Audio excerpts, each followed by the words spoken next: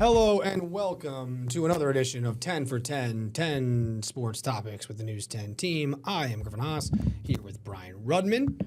And we begin with the World Cup, which you can watch on Fox. Yeah. Shout out. Listen, it's been an exciting World Cup across the board. And I will say, now that we're through it, I'm not like a big group stage guy. Yeah. It just doesn't get the juices going for me because I'm a soccer, but I'm not like a huge soccer fan. I don't watch like Premier League. I like the World Cup. I like when there's like something at stake with the nationalities and all the countries come together. And you see like the cool fan bases. It's similar to the Olympics. It's like there's more on the line. Yeah. So I love that, but I'm not a huge like soccer fan. Mm-hmm. And the group stage, especially because I think the U.S. probably had such an easy time. They lost the last game, but it was meaningless. Yeah. They had things in control pretty early. And I watched those games, but like watching like the other, countries that just don't have as much like rooting interest in right off the bat during the group stage, and also kind of keep track of like who's going in what group, and like it's too much. I'm doing a new job, people. I got stuff going on, all right? So we'd have it on in the TV, but I'd be keeping an eye on, but like doesn't get the knockout stage. Yeah. Doesn't matter who's playing. Yeah. It's exciting to watch. I mean, we'll spend most of this time talking about the U.S., which we'll get to in a second. But let's just start also with, the first day of the group stage, which had multiple games, was that we had two. The knockout stage, yeah. Yeah, the knockout stage. Sorry, we had two penalty kicks, two games that went to penalty kicks. Yeah. With Germany being upset by Paraguay, which was a huge upset. Yeah. And then you had Morocco taking down Netherlands. So just an electric start. And in the Japan-Brazil game, that was a close game. Japan led 1-0, and Brazil was a huge favorite in that one. Yeah, and we've seen some late not upsets, but late comebacks like that Morocco game. They were down in the 90th minute. England was down late. Well, that's why that Belgium game yesterday was crazy. Yeah. So one thing I wanted to say too before we get to those ones, because the second Tuesday the games weren't as great. The Norway-Ivory Coast game was a good one. Yeah. But watching Mexico play at home, that place was electric. Oh, that's they won 2-0. And they get England at home. Oh, that's gonna be fun to watch. But yeah, so on Wednesday, I think Wednesday was kind of the best day, especially obviously if you're a U.S. fan. Start with just the England-Congo game where Congo is up on England, who I think was minus 1,000 to win the game. Heavy favorites. And they're up 1-0. They scored in the 7th minute. And England didn't score the tying goal until the 75th minute. So almost 70 minutes, Congo was in the lead. Would have been one of the biggest upsets in World Cup history. Yeah. And to see Harry Kane, the captain, is the one who ties it and then takes the lead with 2 goals. The second one was a rip. Oh, yeah, it was. That game was electric. And then Belgium, like you said, they were down. They were down 2-0 in the 85th minute. 85th minute. Which is like, it's over. And they score in the 86th minute, the 89th minute, and they score in extra time to beat Senegal. On a penalty kick, and that was crazy. Penalty kick. So it's just like, that game was wild. And then obviously the one that, everyone's talking about in here, the United States beats Bosnia-Herzegovina 2-0. And I think that obviously this U.S. team has been, talked about as the best United States team in quite some time. We didn't qualify last time around. 2 times ago? 2 times ago. 2 times ago. And they just look different. There's just a speed. There's an athleticism that I feel like they've been missing in past years that they now have. And I know they haven't played the best teams. Their group was a little weak. And, Bosnia was ranked, I think, 61st or something like that. Yeah. But you see them get the lead on Balogun's goal, and then he gets the red card, which was. Listen, maybe I don't know soccer. We can get into that. Do you think it was a red card? Listening to what the analysts have to say, it's like it was one of those where letter of the law, when it's slowed down inch by inch, there was the simple fact of. If that's a red card, did he put him in a dangerous position? Yes. Should it have been? Probably not. If that's a red card, we need to evaluate the red cards. That's what we need. Because that is also. Listen, I did not think Messi did the same thing, and he didn't even get a penalty. There was nothing. There was no yellow, no red. Yeah. So Also, I saw something where they used the VAR, where the VAR made the distinction based on things it doesn't usually take into account, which was a little bit weird. And I know, listen, I'm not going to get into VAR because I know soccer fans have many opinions on VAR, and I don't understand it well enough at all to get into that. But either way, they get the red card, and the way that they responded was unbelievable. Well, yeah, I think that was the biggest thing. To your point about how this team is better and different, yes, this team is definitely better and different, and Balogun adds just another element to what this team did. Like in the last World Cup, they were relying on Pulisic to create so much that this time he can still create, but it's not him who has to be the finisher. Like Balogun's there, he's seeking out the goals, and that's been awesome to watch. This was so impressive to me because this was the first time in this tournament we've had to see them earn a gutsy win. Yeah. Right? Like they've scored early in their other games. The Turkey game was, didn't really affect them. They were playing the second unit. In the last half hour of this game, they showed some guts, and they not only did they hold on to the lead, but they added another one, and it wasn't just the one free kick. They had other opportunities on the counterattack. And it's a really promising sign that even in a game where Balogun obviously going to be suspended for the next game against Belgium. Also ridiculous. I'll get to that in a second. You keep going. But it's promising because now you're into the stages where they're going to be playing top 10 teams in the world going forward, however far they go in this tournament.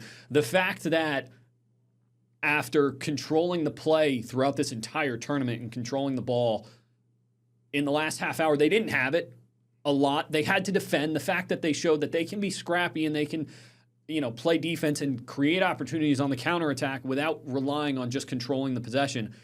I mean, it was really impressive. And they can actually gain confidence from that last half hour because even when they were down a man, they were still creating opportunities and they defended so soundly. And I think that's the biggest thing. That was my biggest takeaway was, listen, again, I'm not the biggest soccer fan, so therefore I'm not like a tactician out here in terms of defensive strategy and everything. But,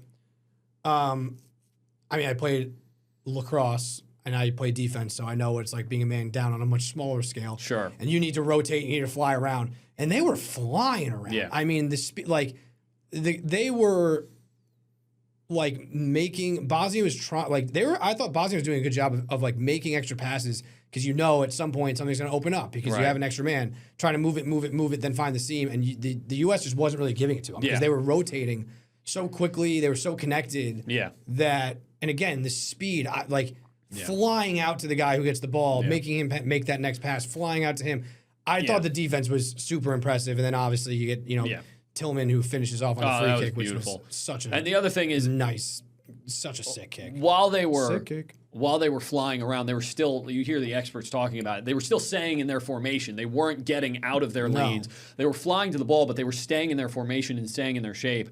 And I think, it was really promising. And they were still effective on the counterattack too, which was cool. There was at one point where they had somebody, I don't know who it was, flew out to somebody on Bosnia, makes him pass. He doesn't even stop running. He flies right to the next guy and forces him to kick it back to the goal. And I'm like, that is something that you don't like. That is an athleticism that I feel like you don't normally see with the United States team in terms of like, obviously they have great athletes, but I feel like sometimes you'd watch the United States in the past and it's like they looked like a little overmatched. They don't have that kind of same. Yeah. And they have it now. I'm debating whether I want to do the second one. I have two soccer, and one's more World Cup specific rule changes that I would like to make. Okay. One, red cards should be reviewed after the match to see if it warrants a 1-game suspension. Because whether you want to say it's a red card or not, I think it should at least be reviewed just like they would review it like technical fouls in NBA games or flagrant fouls in NBA games. Because should this dictate the next game? Because I don't think what he did necessitates it impacting the next game. Yeah, there was no intent or malice there. So there should be a distinction there of like, you're a red card, you're out for the game. We are going to then review whether this warrants a suspension rather than automatic suspension. Because and that should be dictated based on like malice or like how much physical contact there was. Because even if you're going to say it's a red flag, put him in a tough spot, There was no intention, and it wasn't like a super physical play. It was definitely one of those instances, and we see it in all sports, where when you slow it down frame by frame, it seems much worse than it was in real time. And even when they slow it down frame by frame, it didn't look that bad to me. Sorry. So that's one of them. My second one is probably going to be like American soccer guy who watches 2 soccer matches and wants to change rules. I want to change the offsides rule. I'm not saying there shouldn't be offsides. But I have a number of the fact that it is any part in front of a defender, I think is so stupid. Because if I'm running, and I know you have to time it up with when he passes the ball and all that, if I'm running and I'm just a step in front where one of my legs is in front of the other guy because I'm running faster than them and it gets sent in and that's offsides, it's like, that I don't think is when they made the rule the intent of the rule. There's like the cherry picking or like guys just streaking down. And right. So one of them could be, one solution I would have is you have to have at least one part even rather than all of your body behind or even, because that just, I don't like it. It's stupid. Like one guy's finger is in front of the guy, VAR, offsides. It's like, is that really what the intent of the rule was? It reminds me of the NBA when they review out of bounds and it's like the defender hits it, but it lingered on the guy's finger for an extra second on the guy who's passing it, and they call it out on the offense. It's like, if we've been playing basketball for how long, and it's always been out of bounds on the defense, but now we're gonna call it out because it was on his finger for a millisecond. So that's one. The second part of the offsides I don't like is like the Pulisic one. Yeah. He was only offsides because there was a deflection and then he was there to clean it up, right? Once you get into like a certain area, say it's the box or maybe it's this, or closer into the box, no more offsides. Because if it deflects out to you, you should be able to just bury it. Like, if you're a defender, you should have to stay in between him and the goal. Yeah. Now, I know that's not the way it was, but like, he's being punished because he was running, made his run, he was in a good spot, and then the ball comes right to him, he kicks it in, it's like, no goal? Why? Because the defense is nowhere around? That's their problem. Put a body on a body.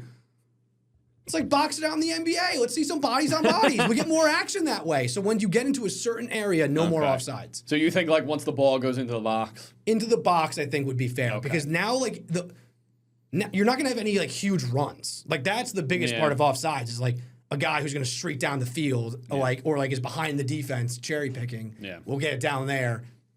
Still prevents that. But once you get into the box, it's like, let's play defense. D up. If it comes out and it ricochets out to me and I put it away, that's your problem.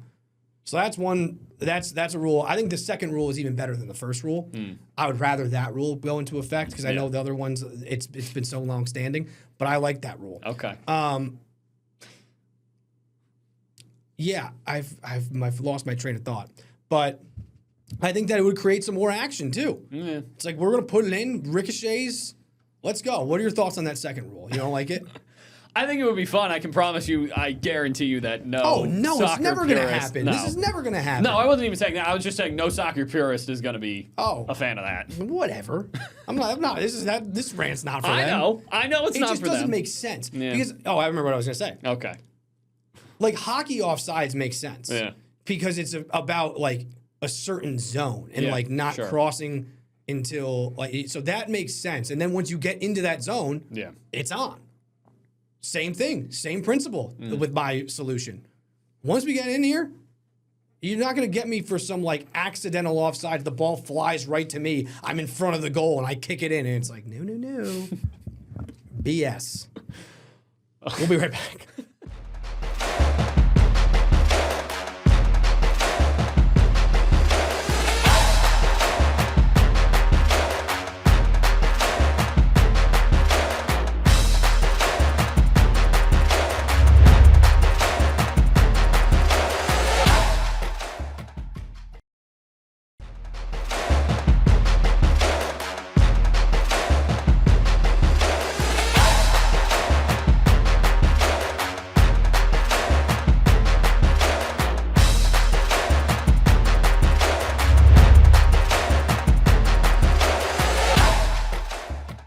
right, in the first time in 10 for 10 history, we are going to do a break and we're going to stay on the first topic because I got so into my offsides rant that I realized, one, I needed to stop talking. And two, we needed to take a break because we're running long on time.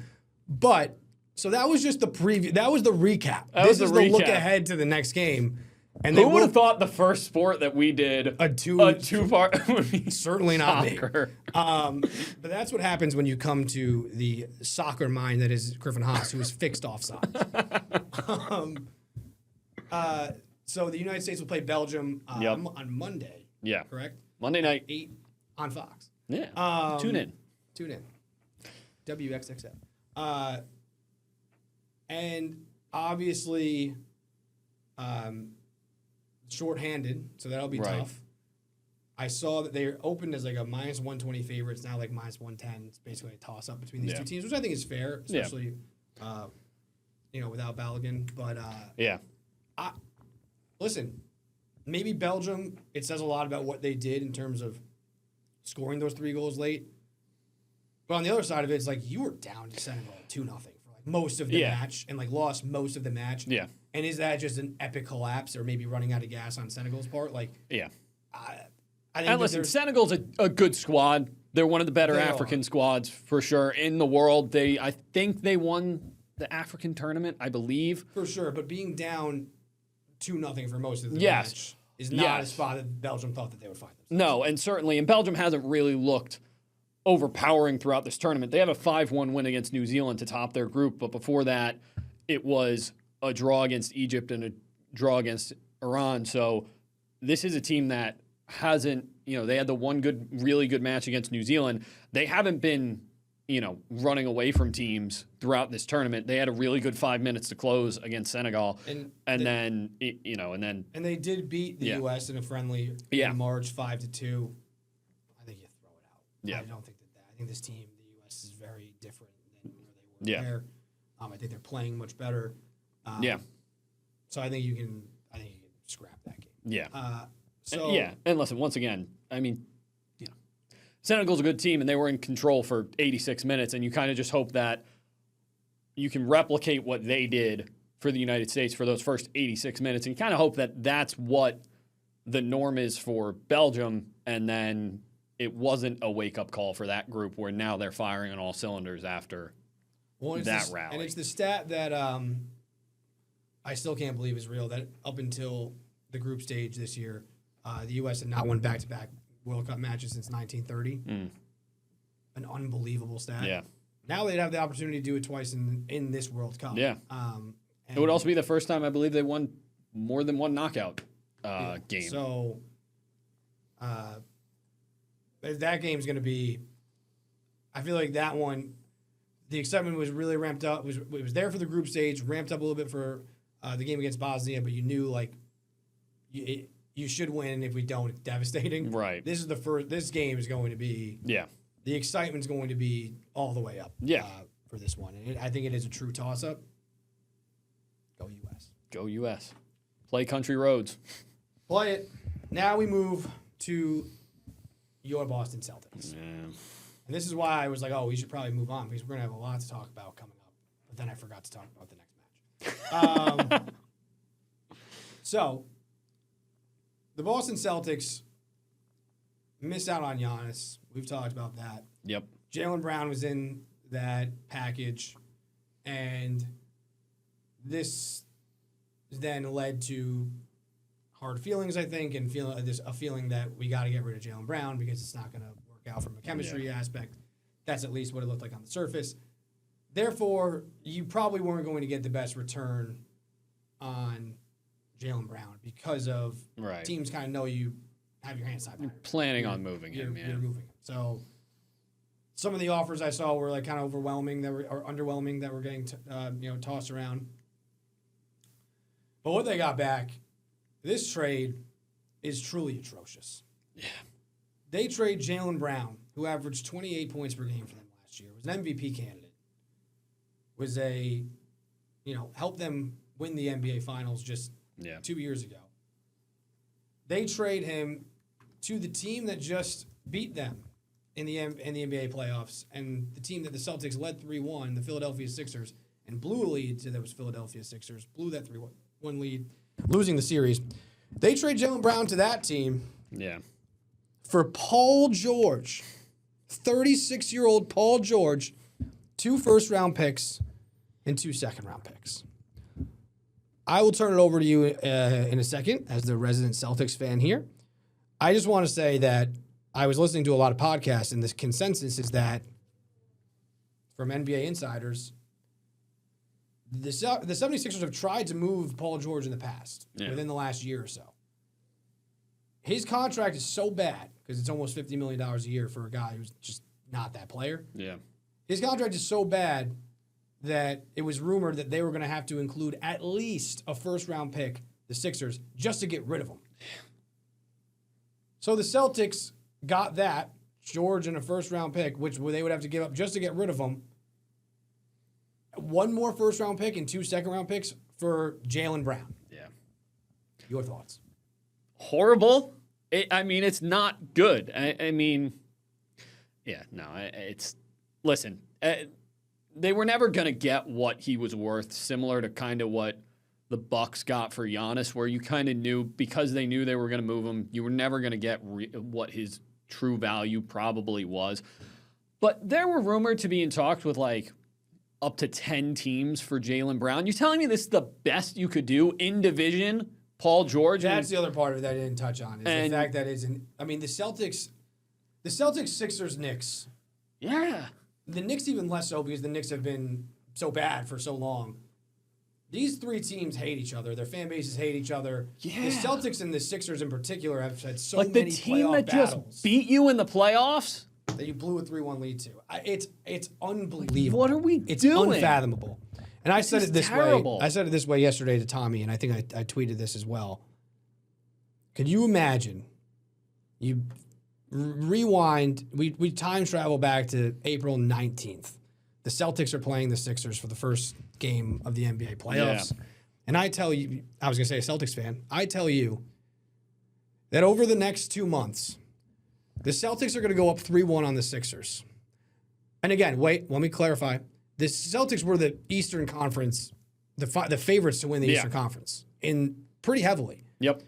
What if I told you that over the next 2+ months, the Celtics would get a 3-1 lead on Philadelphia, blow the 3-1 lead.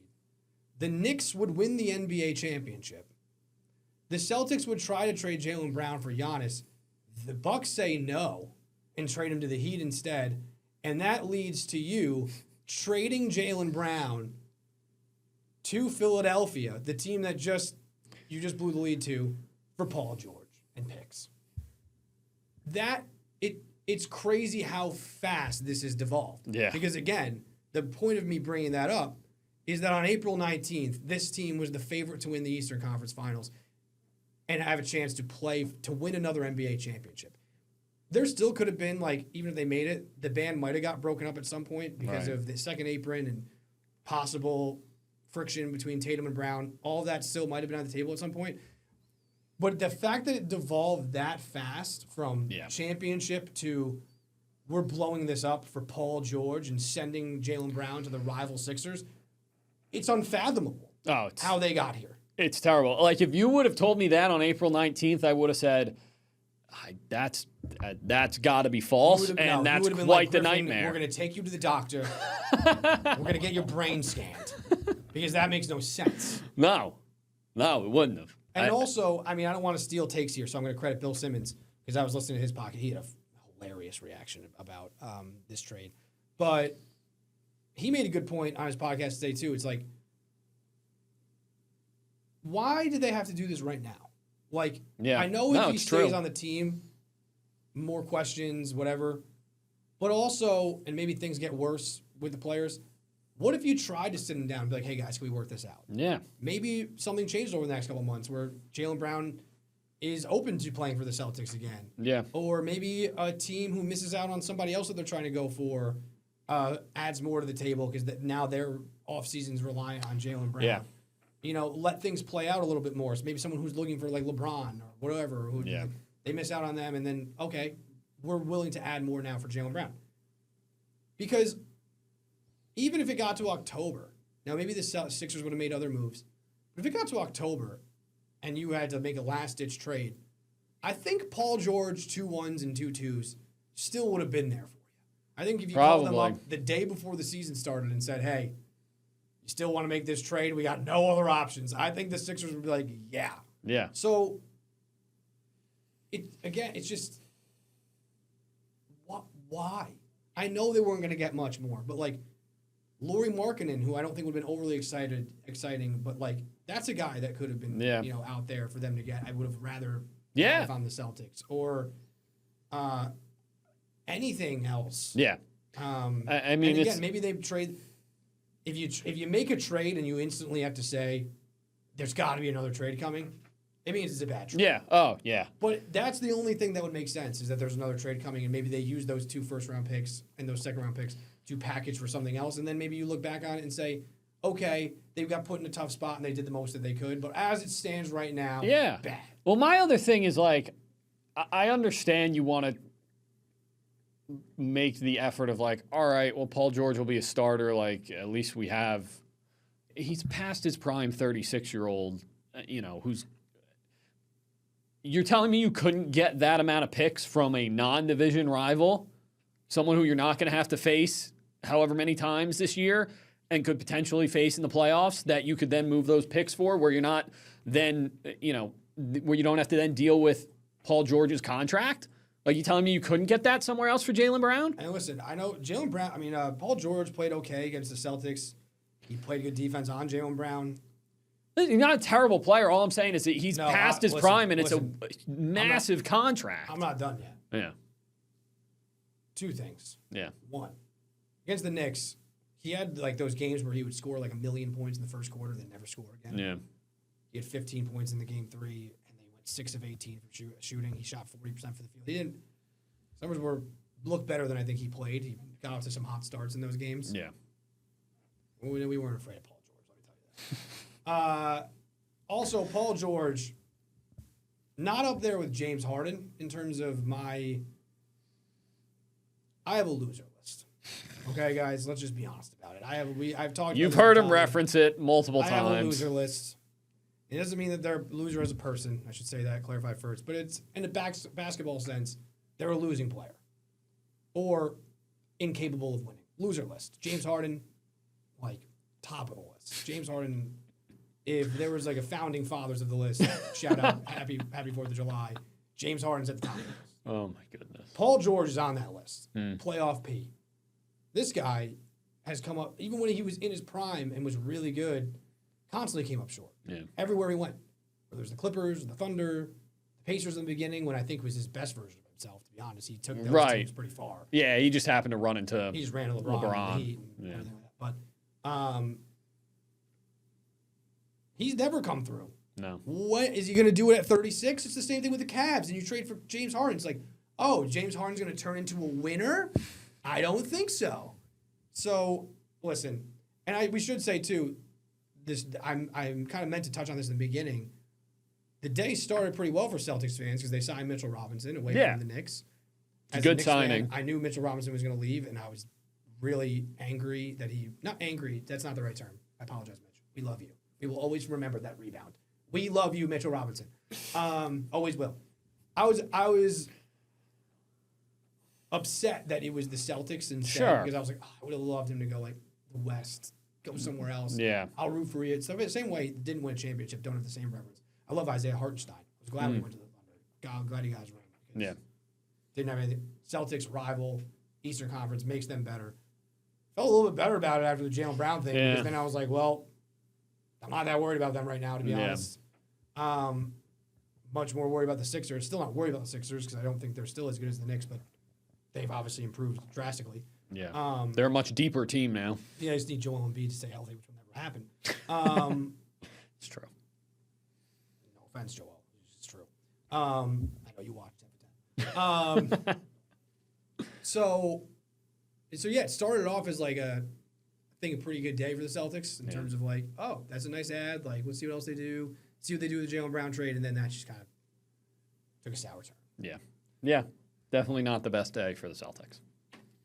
For the Knicks, listen, when you have a championship team, you're going to lose people, like we just talked about with Mitch. Yeah. You have to try to retain as much of the core as you can, set yourself up for the future.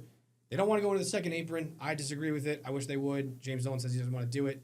Hopefully that's because he plans on doing it when Karl Anthony Towns and Josh Hart are up for extensions. Sure. And doesn't want to pay the tax right now. So I would understand that. Yeah. And Mitchell Robinson, he's a great player. He's somewhat irreplaceable because there's no one really like him, but you can add a defensive backup center and be okay. You can. They won't be nearly as good as Mitch. They won't have that impact, but you can find someone to kind of fill that role. Won't be as effective. And Ariel Hukporti, who was pretty good for the Knicks in the playoffs when they needed to go to their third center, he signed with the Sixers, so they also lost him. So they need to find somebody to fill that role. Yeah. Kevon Looney is a guy that they've been in talks with who would be an interesting fit. Not as much of like the defensive center, but I digress. But I was happy that the Knicks were able to retain Jose Alvarado. I think that was big for them. I think he's just like spirit of the team, great backup, perfect backup point guard, spark guy, local dude, awesome to have him. They were able to keep him. And then I didn't think they were going to be able to keep Landry Shamet, and shout out Landry Shamet because he took less money for sure. He took $24 million over 24 over 4. Which we'll talk about Kevin Huerter in a sec. I'd say they're probably similar range of players, and Huerter got more money. So I think Shamet, that just shows Shamet's worth in terms of like he could have gotten that much and didn't. And there were rumors other contenders wanted to give him more money, and he wanted to stay with the Knicks. So shout out Landry Shamet. So they were able to keep him. So you kept the core, and they worked the draft, so they didn't have to spend much more money. On their team with like young guys who aren't going to play. I think really it's just about finding a backup center. Now I will say I am obligated to say that before I got in here, I saw a tweet. I meant to. Where is it? Jake Fisher, who is the People's Insider. He works for like Mark Stein, looks like Bleacher Report. He's an insider. Not as familiar with him, but he's an insider. He just tweeted that the Knicks have shown interest in LeBron James. That would be interesting. I mean, it's certainly interesting. We don't have to do a whole LeBron talk right now because I don't know how realistic it is. Because would LeBron want to come there, and then if they don't repeat, it's all LeBron's fault because it will be. That's just how everything's always LeBron's fault. I'll just say as a Knicks fan, I would almost be hesitant to like mess with the chemistry of the Knicks. Sure. So you'd have to, if the player signed off for it, you have to ask Jalen Brunson, you have to ask Kat, you have to ask those guys, would you be cool with this? And if they're like, yeah, I'm bored with it, could you imagine? I mean, that'd be... Josh Hart goes to the bench, great bench player, and LeBron James is interesting. But again, I'm almost hesitant. It sounds weird to be like, maybe we don't want LeBron James. But this team was so based off chemistry. Yeah. And also defense. And LeBron's not the best defender at age, what's going to be 42. Right. He can play defense, but not for over a stretch. Now, maybe he has to do less, and he's just kind of like, hey, I'm cool with coming in, being a distributor, scoring when I have to. The other thing I wouldn't want to see is the game's on the line, and Jalen Brunson doesn't have the ball. So that's the other that is the other thing. Like LeBron's like, I'm LeBron. I'm going to huck up a fadeaway three bad shot, which we've seen recently with the Lakers. Sorry, LeBron, top 2 player in the NBA in NBA history. Has a penchant for doing that every once in a while. Sure. Jalen Brunson, give him the ball. Yeah. So if he's good with that and wants to do that and he's just like, I'm chilling on this team, that could be interesting. Don't think that's what LeBron's going to end up doing. Again, the stakes would be so high for him to come to after they just won a title. Right. The pressure would be off a little bit, but then you do get blamed for it. I think it's much more likely he goes to Golden State or ends his career with one of the 2 teams he's already played for. Yeah. Cleveland. I would Miami. agree. Maybe even the Spurs or the Nuggets. Who knows? Like one of those other contenders. It makes you think. Be right back.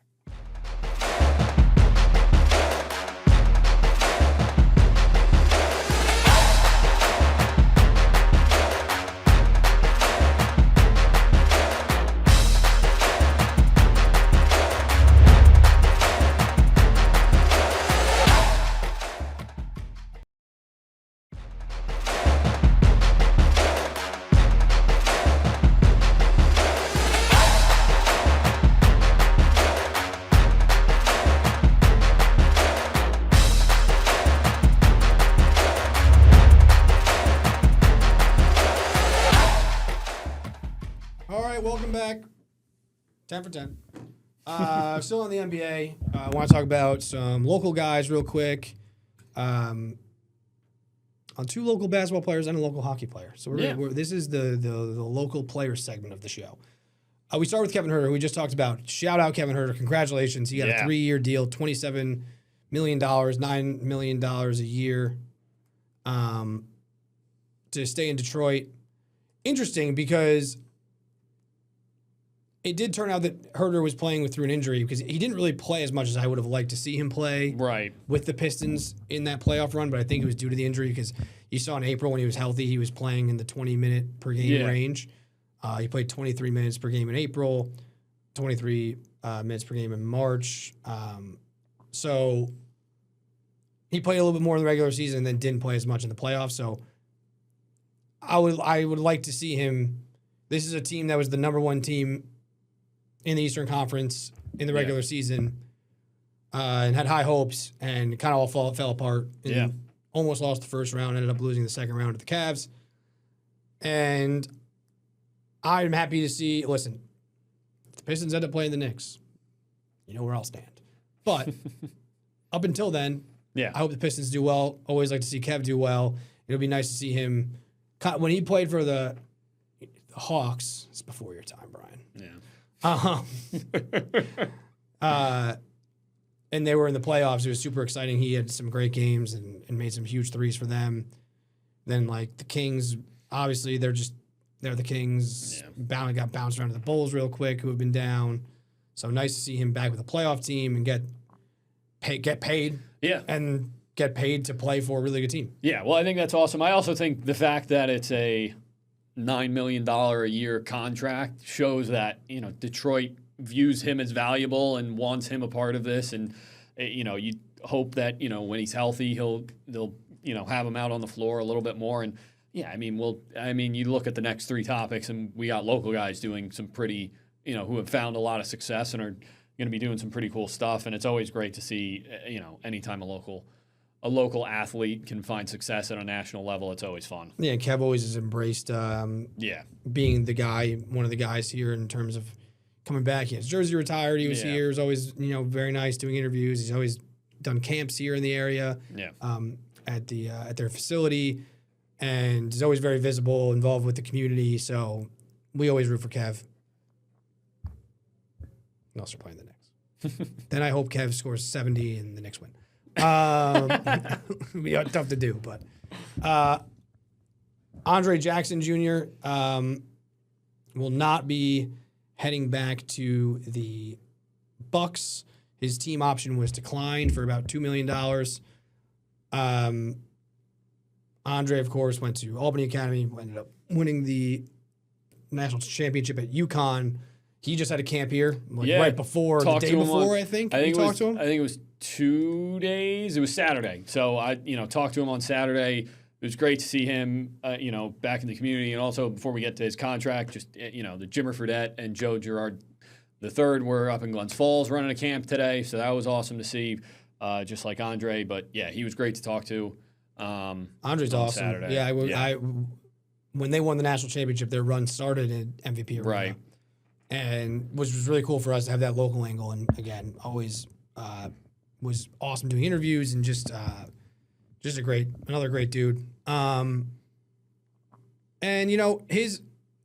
Andre is not the Kevin Huerter in terms of you're going to look at his numbers and see, oh, this is how much he scores per game, this is whatever. He averages 3 points per game for his career. He's a defense energy guy. He was always that. Even when he was at UConn, sure he scored probably a little bit more, but it's always been about his defense, his energy level, his leadership. Yeah. The most he averaged at UConn was 6.8 points per game, but Danny Hurley would tell you he's one of, not the most important player on the team. Yeah. So it's going to be interesting to see where he lands because I hope that he gets a little bit more of a run. He did play a decent amount of games in 24-25. The Bucks aren't very good. Yeah. I would like to see him get some run with a team that really believes in him, whether that's with a contender or not. Either he goes to a contender and plays limited minutes but plays a role, or gets more time with a team that's you need some young guys to fill out some minutes. Yeah. I just think he is kind of destined to be a guy who can be on a contender and come in and play 15 minutes of really good defense and bring energy. And I think that there is a spot for him there with somebody that really believes in him to be able to hone in on that. Yeah. He's not going to be a guy who's going to play 30 minutes and probably score 20 points per game. Would love that. Yeah, that would be That's awesome. just not really what his game is, and it doesn't need to be that. You see, it's kind of like Josh Hart. Like, Josh Hart would be maybe ceiling, obviously, because Josh Hart's can score. He's really good. He's a fantastic basketball player. Not saying but that guy that brings the energy, does the little things. Well, you saw it on the Knicks up and down the roster. There were a couple guys like that, who just does the little things on the roster that doesn't show up in the stat sheet, but leads to winning. Yeah. I think that he is that. With that said, he proved that in college. That's what. I mean, with that said, I don't know if he would really get much time with the Knicks, so I'm not sure if I would wish that, but I would love to see him on the Knicks because if the Knicks, if they could either work him into the rotation or when guys are down and you need an extra guy to go in there and just give you good defense and energy, which that team has kind of been based on, I think he would be an awesome fit from that perspective. But I think the biggest thing is I just hope he goes somewhere that believes in him and gives him an opportunity to do that. And don't have to go out there and score 40 points a game. Just go and do the little things that contribute to winning because he's done that his whole basketball career. Yeah. This guy, he's a culture guy. He can come in. He knows what it takes to win.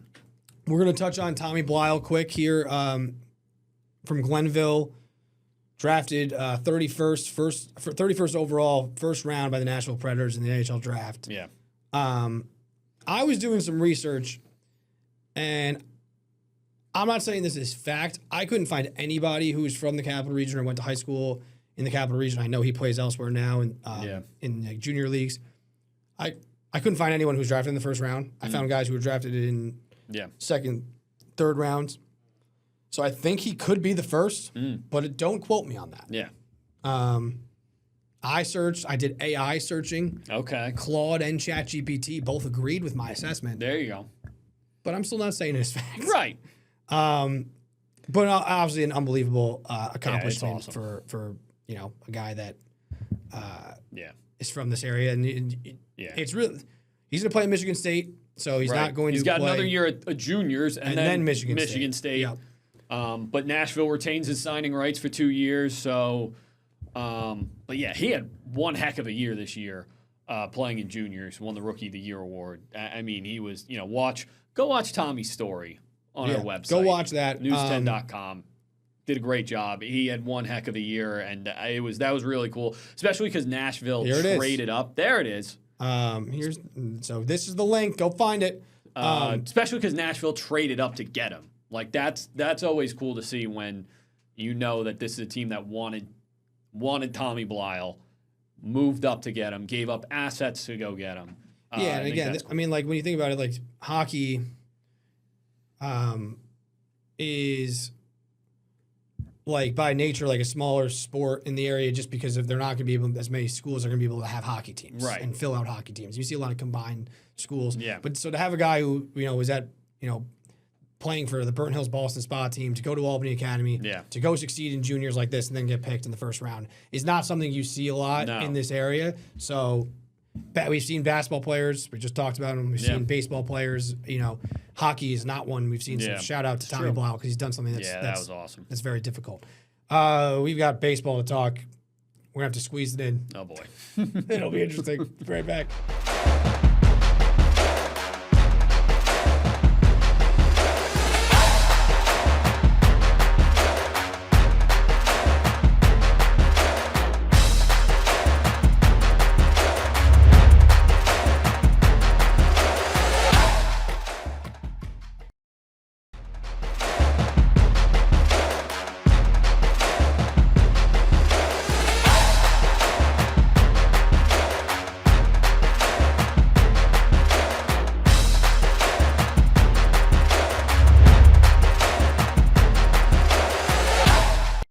All right, welcome back to 10 for 10.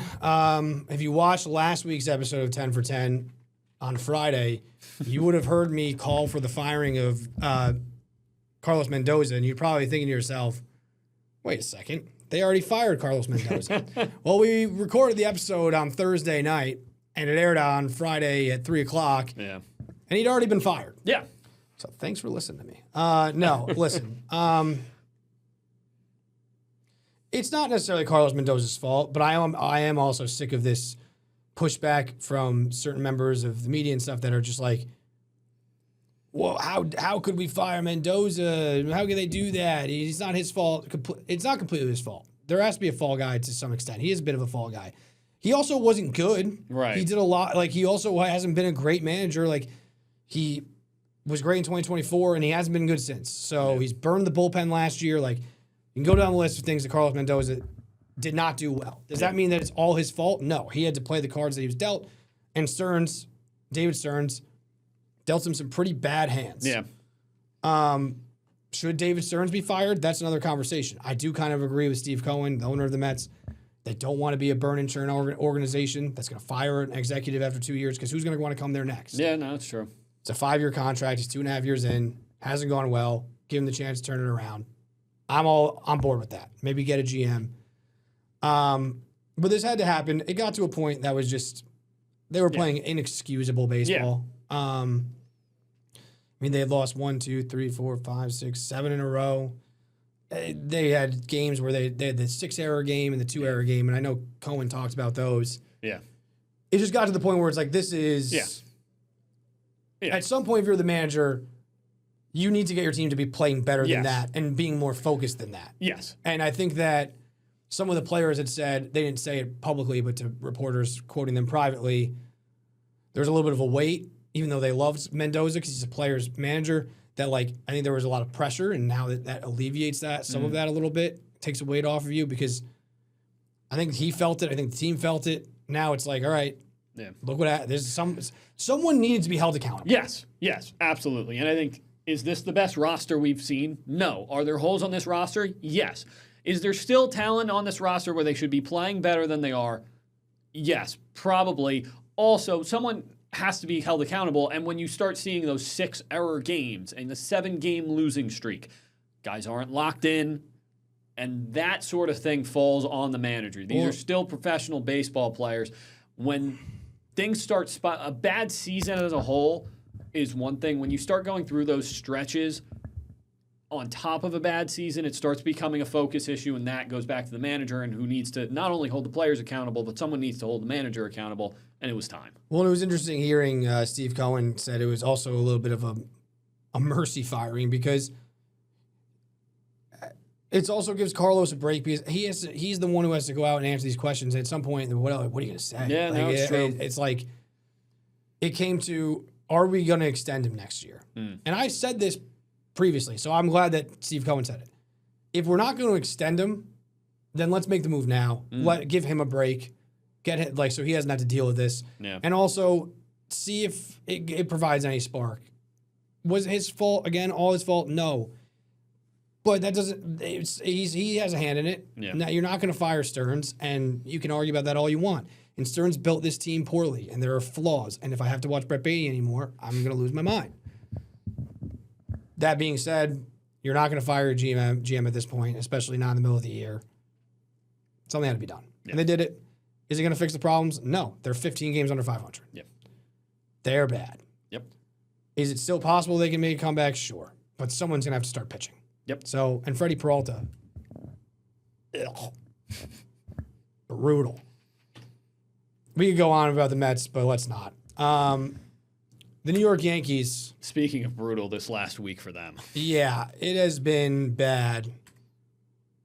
Now 7 losses in a row? Yeah, I think so. Right? They got swept in 4 by the Red Sox, swept in 3 at home by the Tigers. But here's the thing. As Aaron Boone said when they were swept by the Red Sox in 4 games, you have to love it. You gotta love it. You gotta love it. I loved it. Tommy better not watch this. He's gonna get really mad at me for saying this. He got mad at you when you said it on Monday. Yeah. You gotta love it. You gotta love it. And I know what he means about, like, embracing the struggle. Right. Ooh. It's a grind. The season's a grind. My manager said that if the Mets got swept by the Braves, their rival, and Mendoza, who at the time was the manager, said, you gotta love it, I would have been furious. I would lose my mind. Oh, if the Red Sox got swept and Chad Tracy came out and said, you got to love it. And listen, it's a similar situation right now for the Yankees, not obviously the whole season than the Mets. Yeah. In the fact that they are missing guys right now. Oh, yeah. They're going to get guys back. They're going to get Judge back at Yes. some point, hopefully. Even Ryan McMahon, who's not playing great, they're going to get him back. Stanton, whatever. These guys are going to come back. But that does not mean they should not be playing better than they are right now. No, and listen, I think the one thing for me, regardless of the injuries, when you looked at the rosters that the Yankees and Red Sox were bringing into Fenway Park on Thursday night, the Yankees still probably had the more talented roster. Yeah. Like, they should not have been swept. And now listen, the Yankees have a tendency to go through these stretches in the middle of the season where they have a bad stretch. We see it pretty much year in, year out from them. And they always wind up The okay. June swoon. But it just doesn't, it's not good. It's tough to watch. And it does wind up costing them when you go on these streaks. Last year, they missed out on they had to play in the wild card and then go to Toronto in part because they had a bad stretch in the middle of the season.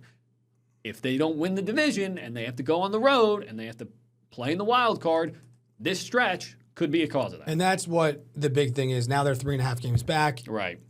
Winning the division is very important to set themselves up for success in the playoffs. It's not that like this is going to be the team that you're signing to the postseason. They're going to make moves to. It's just that, this is everything affects it. This is all important. Yeah.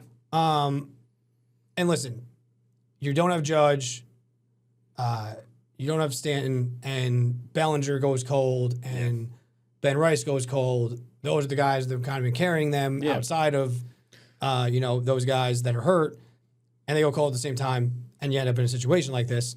Now, Bellinger has been awful on the road, so that's something they have to look at. But another thing that needs to be looked at is Garrett Cole, because Garrett Cole is maybe having the worst stretch of his career. He had, after 2 scoreless outings, he had an ERA of 6 in the month of June. He gave up 4 runs and 5 runs his last 2 out. And that's concerning for a guy coming off surgery. Yeah. Now you could also look at it as, well, he just had surgery, let him bounce back. Sometimes they're not the same. Yeah. The command hasn't been there, so that would be something that's concerning. The Yankees aren't going to fire Aaron Boone. We'll just put that to rest in terms of Yankee fans that want that to happen. You can argue about what should happen. We've had that discussion in November for the last 5 years. If they haven't done it in the past after the seasons that they've had in some cases and the collapses that they've had, or the underperforming in the playoffs, I should say, they're not going to do it in the middle of the season. Yeah. However, I mean, again, if they fall short again this year and this looks like this and they lose the division, I mean, this is we're going to be asking the same question again. Yeah, I mean, we've been asking this question for the last 3 or 4 years in November. But. All right, I want to get to your Red Sox because we literally have about 2 minutes now to talk about them. Okay. It would look good against the Yankees. Yeah. Listen, I'll just say this because I know we got to be quick. The weekend, if this was a season when the Red Sox were doing something and were in it, Sunday would have been an iconic win because that was crazy. It was awesome to see them play well. Last 2 nights have been tough. Connolly early goes down with an injury, has to leave after 4 innings.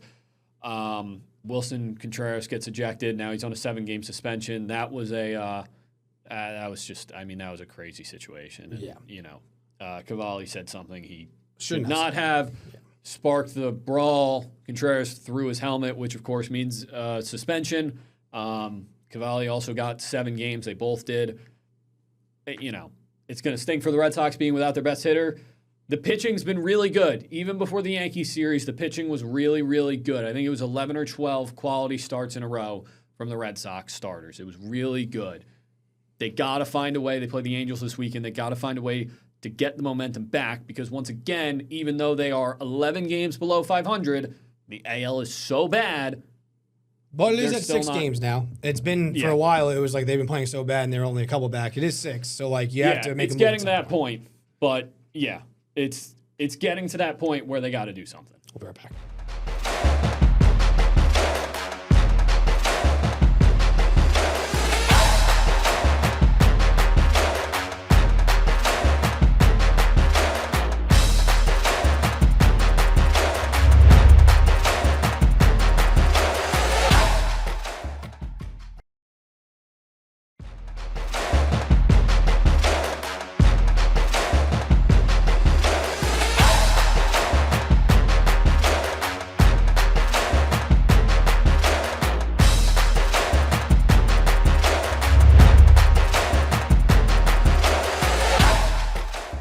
All right, this is going to be the shortest topic in 10 for 10 history because we got to go. Saratoga opened today as long as the heat index didn't get higher than expected because we know it's going to be hot. On Thursday, they said racing was expected. Safe racing season to all. Yep. This track is back. We'll see you next week.